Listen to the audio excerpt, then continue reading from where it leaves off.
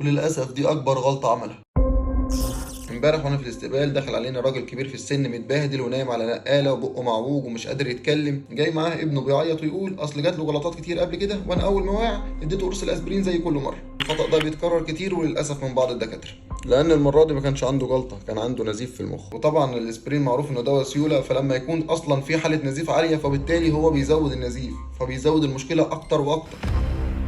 والاتنين اعراضهم واحده تقريبا، ولا اتخن دكتور يعرف يفرق ما بينهم بدون اشعه. وده يفهمنا ان السكته الدماغيه عباره عن نوعين، نوع فيهم بيكون الشريان السد اسكيميك ستروك اللي هي الجلطه وبالتالي انت منعت الدم يوصل للمخ وكانك عملت له بلوك، ونوع تاني بيكون فيه الشريان انفجر ويصب دم جوه المخ اسمه هيموراجيك ستروك اللي هو نزيف المخ.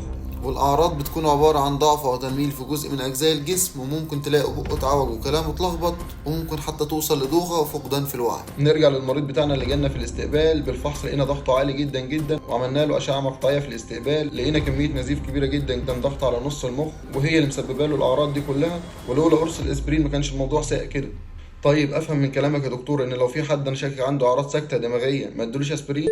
طيب تقدر تساعده ازاي؟ اول حاجه تعملها تتصل بالاسعاف، نيمه على جنبه الشمال عشان لو حصل ترجيع او حاجه ما يرجعش على الرئه وتبوظ له مشاكل التنفس، وده لان العضلات عنده بيكون فيها مشكله بما فيها عضلات الكلام والبلع والتنفس، وبالتالي اصلا اي افرازات هتنزل على مجرى التنفس وتسبب له مشاكل في الرئه احنا في غنى عنها.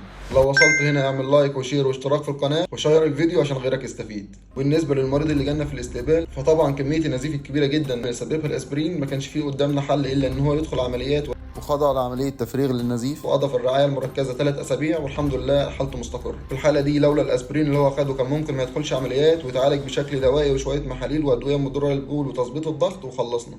بس خلي بالك قصاد كل حالة بتتلحق في حالات كتير جدا ما بتتلحقش. طبعا العامل المشترك في حالات السكتة الدماغية سواء كانت نزيف أو جلطة هو مرض الضغط، وخصوصا العالي منه. إذا حابين تعرفوا أكتر عن أسباب السكتات الدماغية وطرق الوقاية منها وكمان مرض الضغط وطرق علاجه المختلفة اكتبوا لي في الكومنتات. وفي النهاية صلى على النبي واذكر الله.